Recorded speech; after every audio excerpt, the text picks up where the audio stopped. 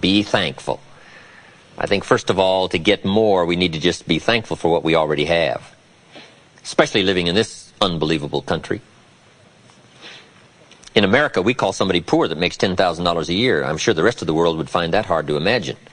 Say, why would you call somebody poor that makes $10,000? I don't know. We're such a rich, fabulous country. It's unbelievable. In Bangladesh, the average income is $95 a year. So I'm sure they would find it strange that people would attend lectures on how to do better when probably we're doing better than almost anybody else in the world. I gave a lecture one weekend at our ranch in Clear Lake, California. Nice group of people. I get there a little bit before the Friday evening session, and I can't believe the parking area. Eldorados and Continentals and Mercedes and Ferraris and one Rolls Royce. Unbelievable. And I walk in, and here's this good-looking crowd. And my opening remarks were, ladies and gentlemen, I think the rest of the world would find it strange that we have all come here this weekend to try to figure out how to do better. Surely the rest of the world would say, I don't understand. The man in his Rolls Royce saying, I got to get to the seminar. Find out how to get another one of these. Incredible. But here we are, right? Probably doing well. But let's be thankful for where we are, because that's how good ideas start to flow. Thanksgiving for what you've already got. Here's what blocks the flow of all good information: cynicism. It's not that difficult to be a practiced cynic. Feeling cynical about circumstances, cynical about place, cynical about opportunities, cynical about people. But if we turn that around, turn cynicism into thanksgiving, now the ideas can flow. Information can flow, refinement of ideas can flow. So that's number one, be thankful. Here's number two, attitude. Attitude's how you feel. First of all, we're affected by what we know. Second, we're affected by how we feel about what we know. The emotional part now, this is a major part of the 5 pieces, how I feel. Now, there's a lot of different ways to feel. Here's one. If this is all they pay, I'm not coming early and I'm not staying late on the job. Right? We call that one way to feel. Isn't that a selection process? If this is all they pay, I'm not coming early and I'm not staying late. We call that your choice of attitude. Now, do you think that attitude, if you kept it for the next 5 years, would greatly affect your fortunes? The answer is, of course. You cannot escape the accumulated effect of the selection of your attitude. You can't escape it. So one of the major things to check is, how do I feel? And am I on track or off track with my attitude? Now, attitude's not that easy to fix. It's not that easy to get information. It's hard to look up attitude in the yellow pages. If you could put your car in the shop and go next door and get your attitude tuned, wouldn't that be nice, right? But where do you go? How do we engage in the kind of philosophical thinking that will refine our attitude to give us a chance for future fortune rather than what will be missing in the future? So this is big, attitude. Here's another attitude. No matter what they pay, I always come early and I always stay late to invest in my own future. We call that another attitude about the same job. Now, why would one person have one attitude, another person have another attitude? We call that mysteries of the mind. Right? I don't know. Everybody has to choose for themselves. Everybody has to decide by education. Now, if you didn't know what the consequences were going to be, it could be very easy to choose the wrong attitude and not discipline yourself to the right attitude. So a big portion of our life is affected by how we feel. Let me give you just a quick list about the feelings that affect our lives. Number one, it's how you feel about the past. Boy, it's easy to carry the past as a burden instead of as a school. It's easy to let the past overwhelm you instead of let the past instruct you. How to feel about the past hurts and the past losses and the past difficulties and the times you failed and the times it didn't work. The accumulation of all of that.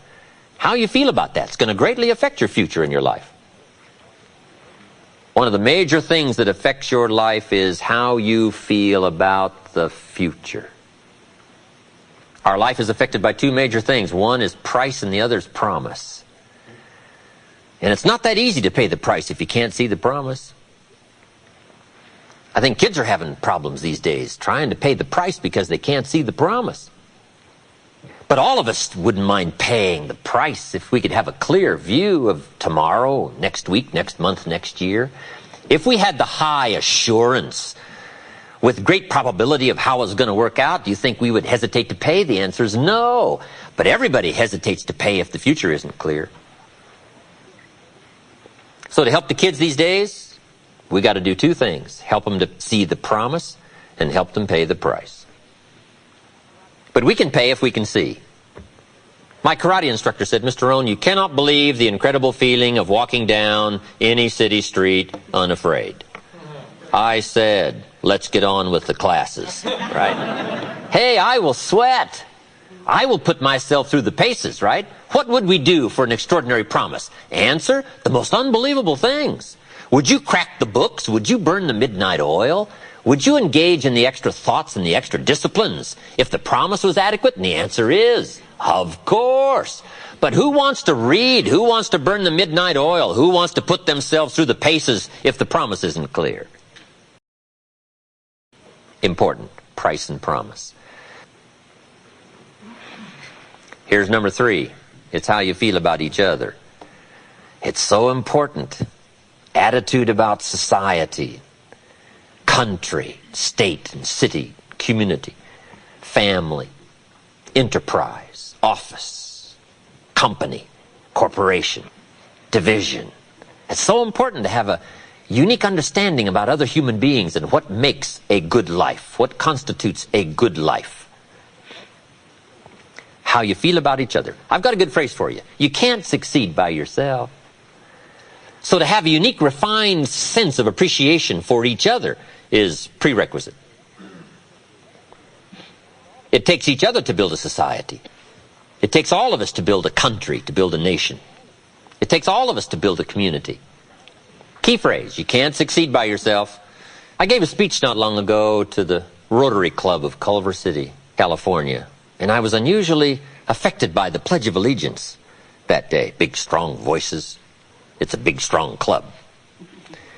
And it was going through my mind the next few days, the Pledge of Allegiance. And the more I thought about it, the more I thought, what an important key document, right? The Pledge of Allegiance. And so I started writing, and I wrote a discourse on the Pledge of Allegiance. I took each key word and did a little summary for our Tape of the Month Club. Wow, the Pledge of Allegiance is unique. It starts with I and ends with all. The pledge starts with I and ends with all. It takes all of us to make any one of us successful. And a unique, refined appreciation of the all of us is what makes the I of us do much better. That appreciation of society. It takes all of us to make a market. We need each other's ideas and inspiration. And once you have that sense of appreciation of the all of us, now you and your place and your possibilities and your opportunities now start to really soar when you understand how important it is within the framework of the all of us. So you can't succeed by yourself. It's hard to find a rich hermit. Right? Now here's the big biggie.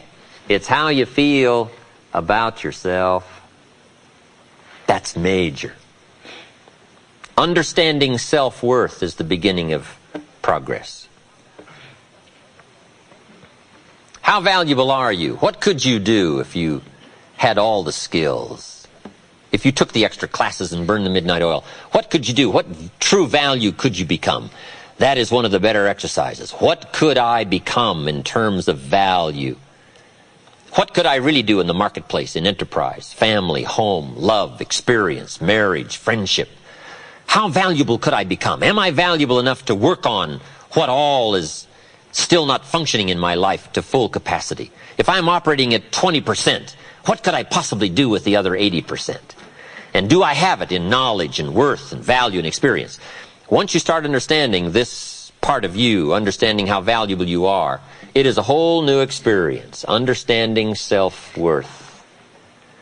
So attitude plays big, major part in how our life works out.